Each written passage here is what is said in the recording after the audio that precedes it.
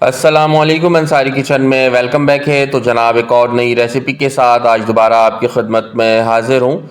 तो जनाब आज की रेसिपी हमेशा की तरह बहुत ही उम्दा, लजीज और शानदार सी, बहुत ही कमर्शियल तर्ज और अंदाज के साथ आज चना चाट की रेसिपी आपके सामने बना के पेश करूँगा। बहुत ही अच्छे तरीके से इसको आपके सामने बनाऊँगा और आपको सिखाने की पूरी कोशिश करूँगा ताकि जब आप इस रेसिपी को बनाएं तो आप बहुत ज़्यादा इंजॉय कर सकें, आपके घर वालों को और आपको ये रेसिपी बहुत ज़्यादा पसंद आ सके।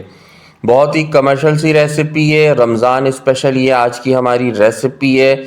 हर घर में बहुत ज़्यादा शौक़ से जो है वो चना चाट बनाया जाता है और खाया जाता है। बस इसको थोड़ा सा बनाने का अंदाज़ जो है मैंने बड़ा डिफरेंट सा रखा है और बिल्कुल कमर्शियल और बाज़ारों वाला स्टाइल है ये।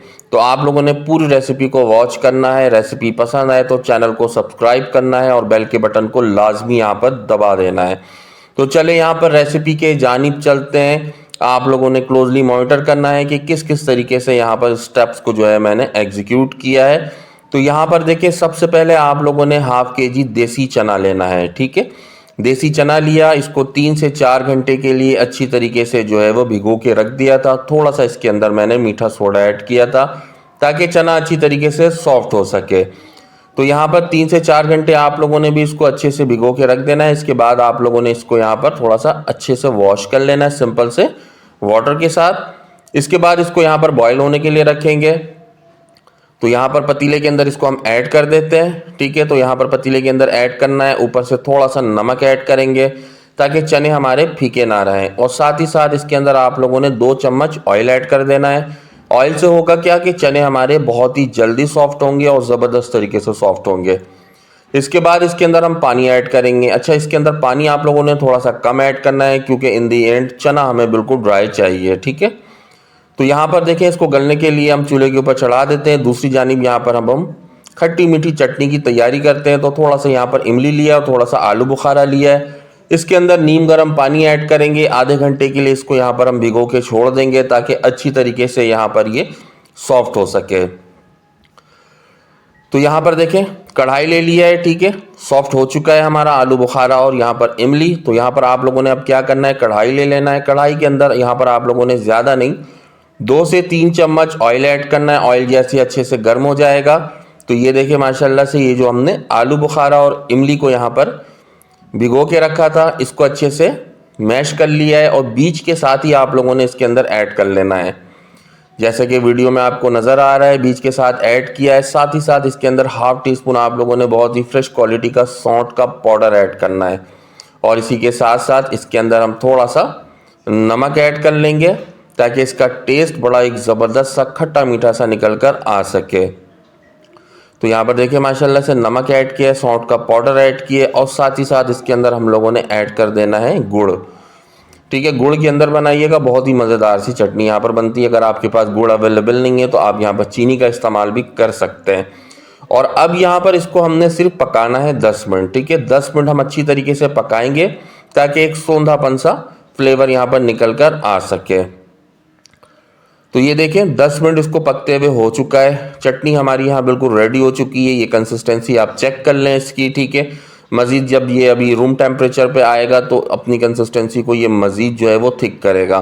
तो यहाँ पर इसको हम निकाल लेते हैं। ठीक है, चूल्हे से और यहाँ पर किसी भी एक बर्तन के अंदर इसको निकाल के छोड़ देते हैं। ठीक है, और इसके बाद जो अब हमने क्या करना है, यहाँ पर दूसरे स्टेप की जानिब बढ़ना है। तो यहाँ पर अब हम ज़बरदस्त सा अपने चाट के लिए एक मसाला बना लेंगे जिसके अंदर मैंने यहाँ पर 1.5 चम्मच साबुत सफ़ेद ज़ीरा, 1.5 चम्मच साबुत धनिया लिया है और साबुत लाल मिर्चें यहाँ पर 6 से 7 अदद ली है। इसको हल्का सा रोस्ट करेंगे ताकि इनके अंदर अगर कोई नमी है तो वो अच्छी तरीके से ड्राई हो जाए। इसके बाद इसको हमने यहाँ पर दरदरे से फॉर्म के अंदर पीसना है। ठीक है, बहुत ज़्यादा बारीक नहीं करना, दरदरे से फॉर्म के अंदर हम लोगों ने इसको यहाँ पर अच्छी तरीके से पीस लेना है, यूँ समझ लें इसको कूटना है। ठीक है, तो यहाँ पर मसाला भी हमारा रेडी हो गया और अब हम लोगों ने यहाँ पर जो है वो पकौड़ियाँ तैयार करनी है अपनी चाट के लिए। तो यहाँ पर 1 पाव बेसन मौजूद है।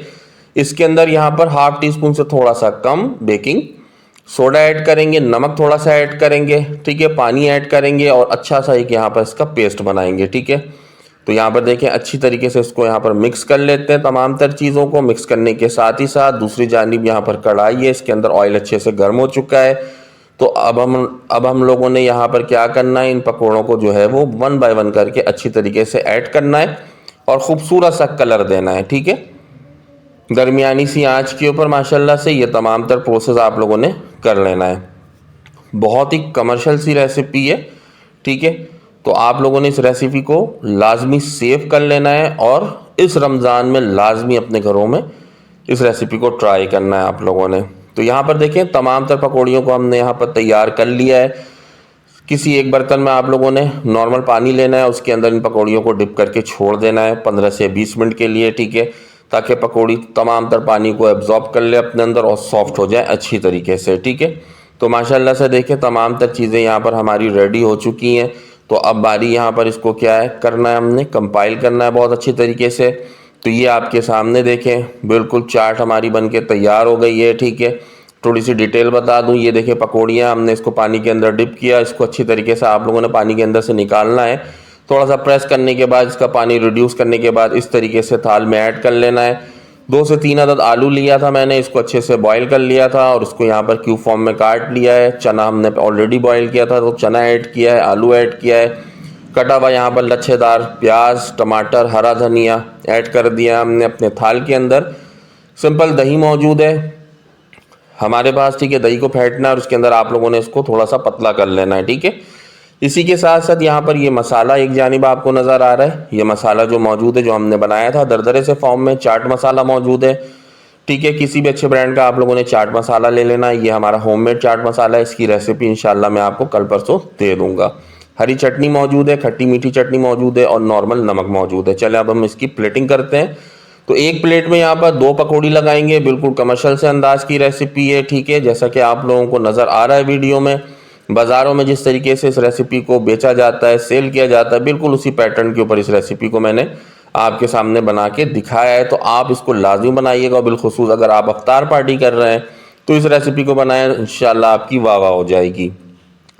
तो यहाँ पर देखिए 2 पकौड़ियाँ ऐड किया है। इसके बाद हम लोगों ने इसके अंदर चना, आलू और इसके अंदर जो प्याज और टमाटर, इसको मिक्स करके अच्छी तरीके से इसके अंदर ऐड कर लेना है।